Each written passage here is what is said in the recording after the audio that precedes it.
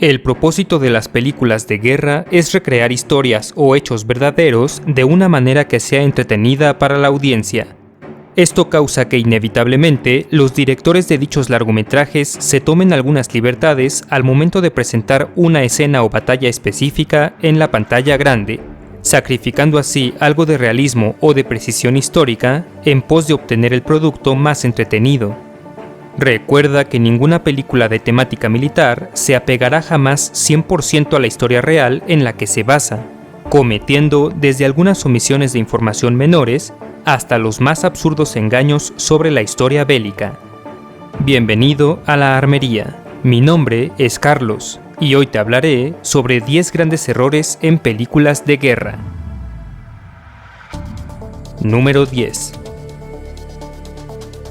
Caballeros del Aire o Héroes del Aire. Filme del año 2006 que dramatiza las batallas aéreas entre pilotos estadounidenses y alemanes que sucedieron durante la Primera Guerra Mundial, mismo que resultó ser un completo fracaso financiero que no logró recaudar ni siquiera la tercera parte de su presupuesto. Sin embargo, el mayor error histórico de esta película es de hecho uno de los menos graves que conoceremos en este video.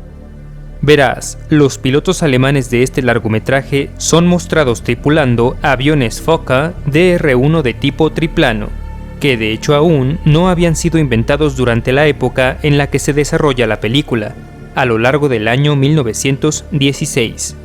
Un error que la producción del filme admitió se había cometido deliberadamente, para que la audiencia pudiera distinguir más fácilmente a los pilotos de uno y otro bando.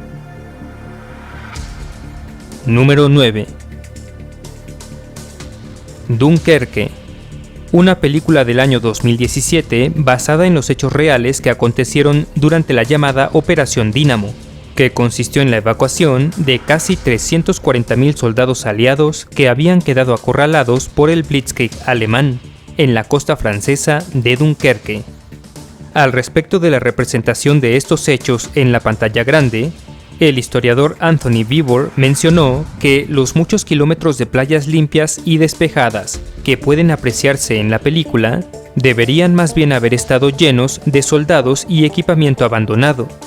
Un detalle que tal vez no sea tan significativo si lo comparamos con el hecho de que en el evento real fueron los buques militares de la Armada Británica los que evacuaron a la gran mayoría de los combatientes aliados, jugando las embarcaciones civiles un papel mucho menor en el rescate que aquel mostrado en la película. Número 8. El Patriota. Largometraje del año 2000 que narra la historia de un colono estadounidense, quien se convierte en un importante líder de la lucha por la independencia de ese país, cuando su familia se ve afectada por los intereses británicos. De un moderado éxito comercial, El Patriota, sin embargo, fue duramente criticada por sus imprecisiones, omisiones e incluso inventos históricos, entre los que se encuentran el hecho de que la mayoría de los colonos afroamericanos se aliaron con el bando británico a cambio de su libertad, y no con el estadounidense. Las muy sencillas menciones del importantísimo apoyo en favor del bando independentista que jugaron Francia y sus ejércitos, así como las crudas escenas de brutalidad inglesa, como aquella en la que se incendia deliberadamente una iglesia llena de feligreses, muchas de las cuales no cuentan con registro histórico alguno. Número 7. Conocida en España como Jarhead, El infierno espera, y en Latinoamérica como Soldado Anónimo, esta película del 2005 narra las memorias reales del marín de los Estados Unidos, Anthony Swofford, durante la Guerra del Golfo.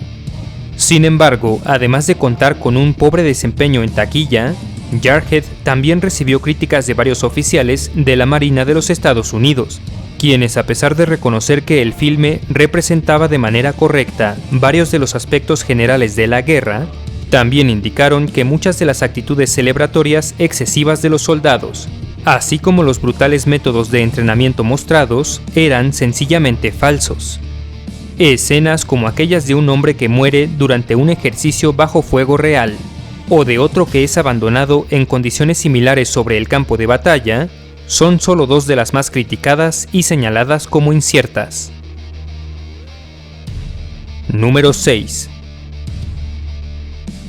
Corazones de Hierro, o simplemente Fury por su título original, es una película bélica del año 2014, en la que se narra la historia del sargento Don War Daddy Collier y la tripulación de su tanque M4 Sherman, quienes durante las últimas semanas de la guerra en Europa en 1945 se enfrentaron a sus enemigos alemanes, convirtiéndose rápidamente en un éxito en taquilla, gozando de una muy buena recepción crítica e incluso utilizando en algunas escenas al único tanque Tiger I verdadero aún operacional del mundo.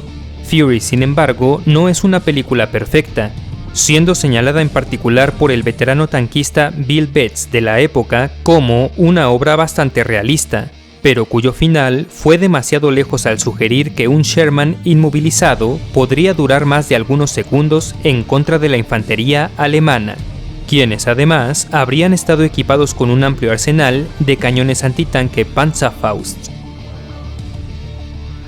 Número 5.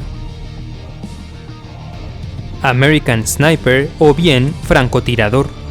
Cinta del año 2014 basada en las memorias del francotirador más efectivo en la historia militar de los Estados Unidos, Chris Kyle, quien se desempeñó durante 4 giras de servicio en la guerra de Irak, obteniendo 160 bajas enemigas confirmadas durante su estancia en aquel país. A pesar de mostrar fidedignamente la cronología de algunos de los mayores enfrentamientos de Kyle durante este conflicto, American Sniper, sin embargo, también sugiere que el tirador estadounidense luchó a muy largas distancias de manera personal contra otro soldado del bando iraquí, más específicamente un francotirador de nombre Mustafa. Durante el clímax de la película, vemos que Kyle logra eliminar él mismo a su enemigo, aunque en la vida real, Chris relataría que él jamás vio o se enfrentó personalmente a Mustafa, solo enterándose gracias a un reporte de la muerte de este a manos de otro grupo de francotiradores estadounidenses. Número 4.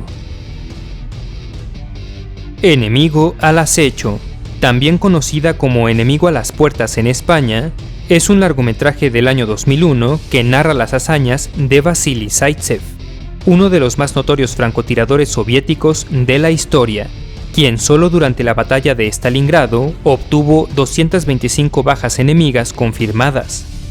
Sin embargo, aunque Zaitsev fue un personaje y héroe de la Unión Soviética real, y las batallas presentadas en la película sí ocurrieron también entre 1942 y 1943, esta obra contiene 2 errores históricos mayores. El primero, debido a que se muestra al Ejército Rojo como un cuerpo militar severamente mal equipado, lo cual no fue cierto al extremo presentado en el filme. Y el segundo, por su inclusión del duelo entre Vasily y el también francotirador Mayor Elfing König del ejército alemán. Un enfrentamiento que, aunque sí es mencionado en la autobiografía de Zaitsev, siempre ha sido cuestionado por los historiadores, debido a que los registros del Ministerio de Defensa de Rusia no muestran ningún dato al respecto, siendo ampliamente aceptado que tanto el tirador alemán como el duelo entre ambos fueron puramente un invento de la propaganda soviética. Número 3.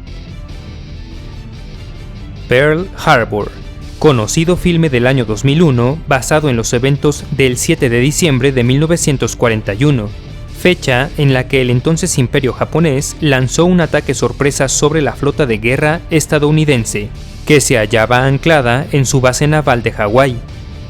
Aunque la película también va un poco más allá, mostrando la planeación, preparación y ejecución del posterior y muy real contraataque estadounidense sobre la ciudad de Tokio, son los eventos del primer ataque japonés los que contienen una grave imprecisión histórica, que según algunos reportes enfureció a varios veteranos de la época.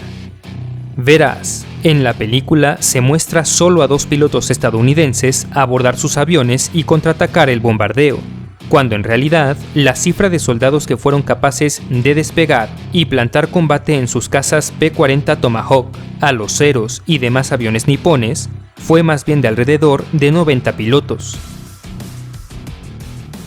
Número 2.